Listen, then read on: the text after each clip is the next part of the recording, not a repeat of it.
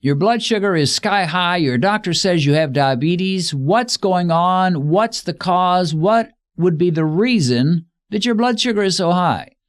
We'll look at 3 of the primary and major reasons for high blood sugar.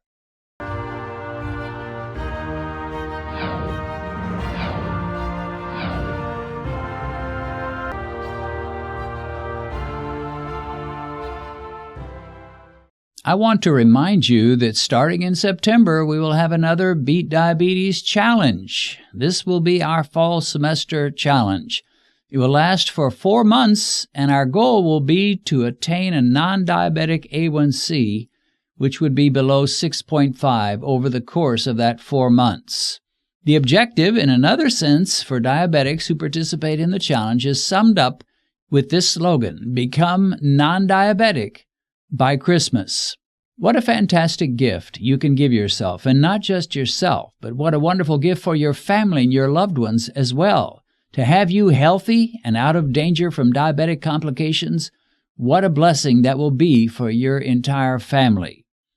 So what does this Beat Diabetes Challenge involve? First, it involves a new way of eating. I prepared a diet and monthly menus which will have links to YouTube videos to give you an immersion into the world of low-carb eating and the low-carb lifestyle.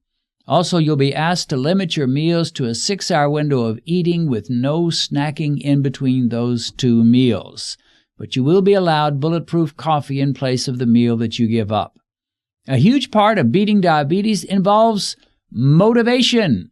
And one of the ways I'll address the motivation factor will be through sending you links to important and powerful videos about beating diabetes and lowering your glucose levels.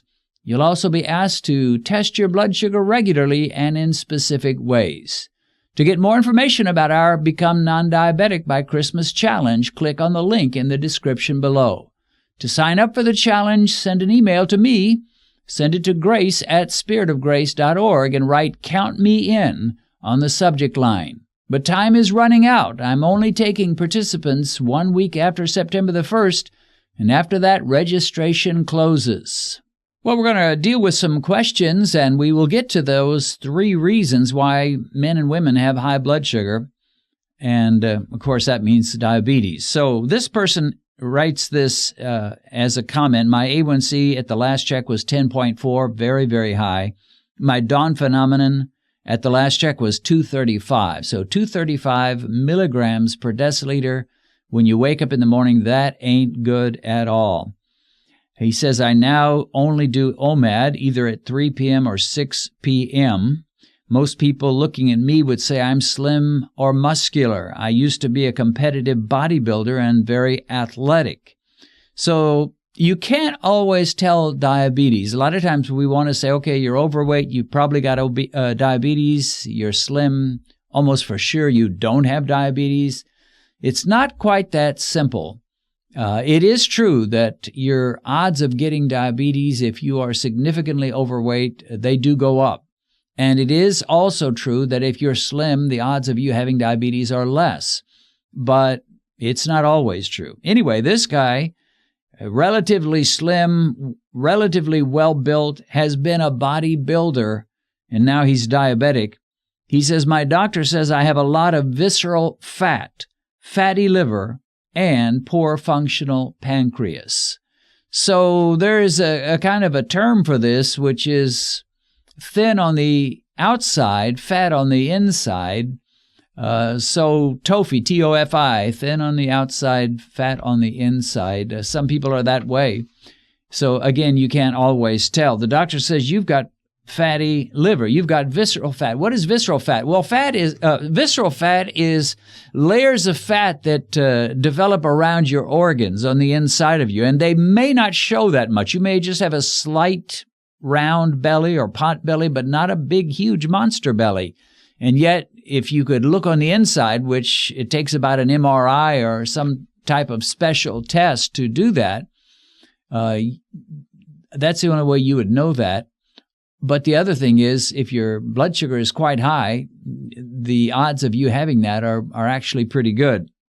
Now, I mentioned earlier that there are three main reasons why people would have high blood sugar, or in other words, why people would be diabetic. One would be this exact issue, visceral fat. You've got fat on the inside. You may not be, or you may be big on the outside, but definitely on the inside, you got a problem. And particularly with two organs, your liver and your pancreas. Fatty liver, fatty pancreas can cause all kinds of problems, and everything else may be good. And maybe you don't even have diabetes in your family, but if you've got fatty liver and fatty pancreas, you are in for trouble, and your blood sugar is likely to go up. Second cause can be a dysfunctional pancreas, as he said. He said, my doctor says I've got visceral fat, I've got a dysfunctional pancreas. And the dysfunctional pancreas may have to do with your fatty liver or your fatty pancreas, or both. Because if your pancreas is full of fat, guess what? It's not going to work nearly so well. And the one piece of good news that we have heard from some, including Dr. Jason Fung, is that it may be when you think your beta cells have all died and you have no hope of ever having a functioning pancreas. It may be, no guarantees, but it might be. It's not that your beta cells have all died and they no longer have any chance of ever doing anything again.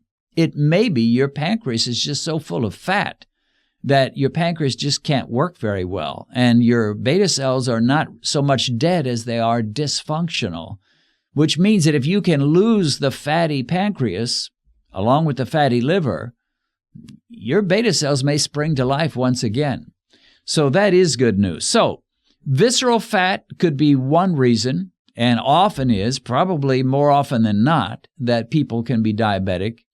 A dysfunctional pancreas could be another reason, and typically, the higher your glucose is over long periods of time, the more you tend to either kill or wipe out beta cells to the point where they don't work anymore. So your pancreas just can't do its job, and that's trouble. And then thirdly, another reason that is often given for becoming diabetic is you just become immune to insulin. Your insulin doesn't do what it should. It's not that your pancreas isn't producing enough insulin. It actually is producing enough insulin if you weren't so insulin resistant. But because you're insulin resistant, even though it's producing sufficient insulin for a normal person, it's not sufficient for you. And your body basically becomes immune to insulin. Insulin doesn't have the positive effects that it should have, because you've had high insulin for so long. You've been eating so many carbs and you become more and more insulin resistant. Your cells resist the sugar that's trying to come into them that the pancreas is putting out the insulin for, and so forth. Best illustration I can give about that is, imagine if you say, I want to get drunk every night.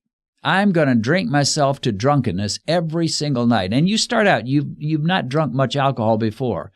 So 3 glasses of wine will do it. 3 glasses and you are drunk as a skunk. And so every night you have your 3 glasses of wine, you get drunk just the way you hope to do so. But after a while, 3 glasses of wine doesn't work anymore. You don't get that drunk as you did before. And your body becomes immune. It starts resisting the alcohol. It starts fighting against it. Your body doesn't want to be that drunk.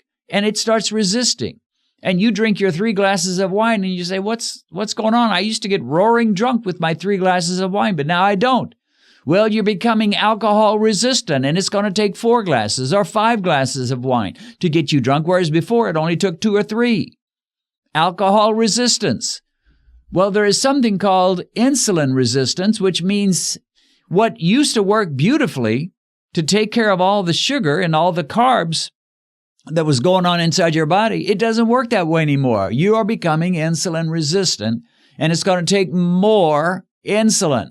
Now, your pancreas does its best because that's its job. One of its jobs, it has others, but one of its main jobs is to cover all that sugar and all those carbs that you're ingesting. So your pancreas tries to cooperate and says, well, my boss, you, is sure eating the carbs and the sugars and the processed foods and the white flour, but I'll try to keep up. And so it pumps out more insulin and tries to keep up. And it can do that for actually quite some time. It can do that for years and even decades. But eventually, it's like, I can't do this anymore. This is just wearing me out, and your body's becoming more resistant until finally all the insulin that your pancreas can put out, it just doesn't work. And you're in trouble at that point, and you've become a full-fledged, raging diabetic. I want to announce an exciting new format that will be added to my Bible teaching channel, which goes by my name, Dennis Pollock. Most of my uploads have been on Mondays, where I post videos that I call Video Devos. These are short talks that focus on one particular Bible topic. And I'll continue to post these Video Devos on Mondays, but now I'm adding a new type of video that will be posted on Thursdays. These will involve Bible studies that Benedict and I will do at our dining room table. We'll be going through various books or sections of the Bible in a relatively short, easy-to-digest, user-friendly format. So catch the Video Devos on Mondays and the Bible studies with Ben and me on Thursdays. I believe you'll be blessed.